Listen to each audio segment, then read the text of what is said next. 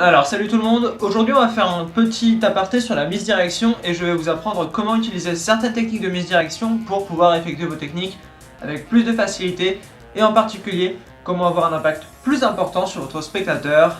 C'est parti! Aujourd'hui on va spécifiquement parler de l'effet du regard et de l'importance que vous devez accorder à votre regard en relation avec le spectateur. Le regard c'est ce qui vous permet de vous connecter aux gens avec qui vous interagissez. L'idée c'est que vous devez les regarder dans les yeux pour vous connecter aux gens, et en particulier quelqu'un qui ne regarde pas les gens dans les yeux va être perçu comme manquant de confiance et ça va être difficile de se lier à lui. A l'inverse, si vous regardez trop les gens dans les yeux, vous allez passer pour quelqu'un de trop dominant et ça va être aussi délicat parce que vous allez faire peur aux gens. Donc il va falloir trouver un juste milieu entre les deux, pas assez ou trop. La plupart des gens n'ont pas vraiment de problème avec le rapport entre pas assez ou trop regarder les gens dans les yeux. L'idée la plus simple, c'est qu'il faut regarder la personne avec qui vous interagissez dans les yeux autant qu'elle vous regarde dans les yeux. La plupart du temps, ça va se faire par intervalle de 4 ou 5 secondes dans les yeux, puis 4 ou 5 secondes ailleurs, 4 ou 5 secondes dans les yeux. C'est une sorte de danse. L'idée, c'est que vous allez regarder votre spectateur dans les yeux, puis tourner, peut-être regarder un autre spectateur dans les yeux, puis revenir sur le spectateur initial et ainsi de suite. Il faut que ce soit dynamique, vous ne pouvez pas rester bloqué sur quelqu'un, et vous ne pouvez surtout pas ne pas regarder vos spectateurs dans les yeux, parce qu'il faut les mettre dans le tour de magie. Si jamais vous ne regardez personne dans les yeux, ils vont se sentir exclus. Alors, quelques points très précis. Comment est-ce qu'on peut s'entraîner pour avoir un meilleur regard? Déjà, votre regard ne doit pas être trop insistant, pas comme ceci. Vous ne pouvez pas non plus avoir l'air complètement béat ni bête, comme ceci. Il faut trouver le juste milieu. Idéalement, il faut que votre regard soit un petit peu confiant, et quand même pas trop. Il faut que vous soyez quand même un magicien qui est là pour faire s'amuser les gens et pour interagir avec eux. Pas pour leur imposer votre magie et pour leur faire passer un mauvais moment. Donc, idéalement, il va falloir que vous vous entraîniez, ça va dépendre des gens. Essayez différentes formes de regard, essayez d'être plus ou moins insistant, et ensuite demandez ouvertement à vos spectateurs ce qu'ils ont pensé de votre présentation. Faites-le à vos proches, eux, ils n'auront pas de mal à vous dire vraiment ce qu'il en était. Et ensuite, vous pourrez calibrer au fur et à mesure votre regard pour obtenir quelque chose de très pointu et de parfait qui va avec votre style de magie. Comment s'entraîner à regarder les gens dans les yeux si vous n'avez pas l'habitude? La méthode est simple et on peut le faire tout le temps, c'est dès que vous prenez les transports en commun et que vous allez dans la rue, vous vous entraînez à regarder les gens dans les yeux.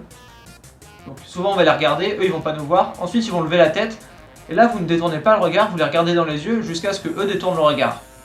C'est pas très agréable pour eux ni pour vous, parce que ça démontre un peu de rudesse dans la relation, seulement ça vous entraîne à regarder les gens dans les yeux et à voir qu'il n'y a en fait pas de souci pour le faire.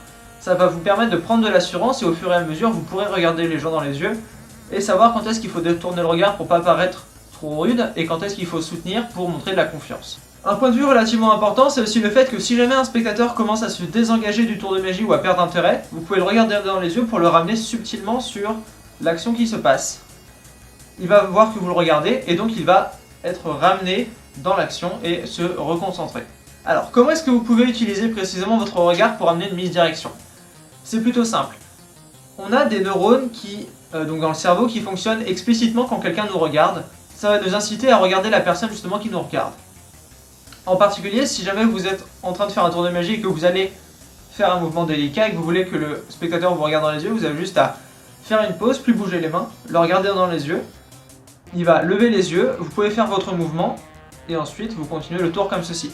Cependant, il faut le faire avec pas mal de délicatesse parce que si vous le faites exactement comme ceci, il va savoir que vous avez arrêté de bouger les mains, il a levé la tête, vous avez bougé les mains, vous avez fait le mouvement juste quand il la regardait. Soyez un peu plus subtil que ça, essayez de bien timer le moment où il va lever les yeux pour faire votre mouvement. Essayez aussi de ne pas vous arrêter exactement, genre 15 minutes avant pour qu'il lève les yeux.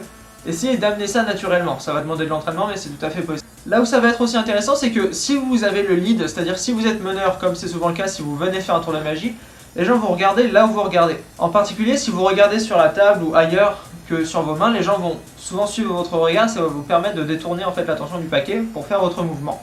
Vous n'êtes pas obligé de les regarder dans les yeux, même si c'est souvent le plus efficace pour communiquer un message. Vous pouvez aussi regarder le paquet à des moments opportuns pour montrer que la carte est réellement au milieu alors que le mouvement est déjà fait.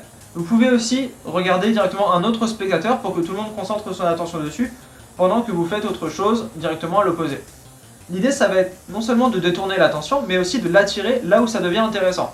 Si vous avez fait un contrôle et que vous êtes clean et que vous montrez que la carte est au milieu, vous pouvez attirer le regard du spectateur sur le paquet, et là ils vont se dire que justement, vous les laissez libres de regarder ce qu'ils veulent alors que pas du tout, vous les forcez à regarder le paquet. Et quand vous allez faire votre mouvement, vous pouvez très bien attirer leur regard sur autre chose. Si vous le faites naturellement, ils se rendront compte de rien. Et vous pouvez faire votre mouvement totalement tranquillement. Au final, le regard c'est quelque chose d'assez délicat, donc il va falloir s'entraîner pas mal. Mais si vous l'utilisez bien, vous pourrez attirer l'attention de votre spectateur là où c'est intéressant.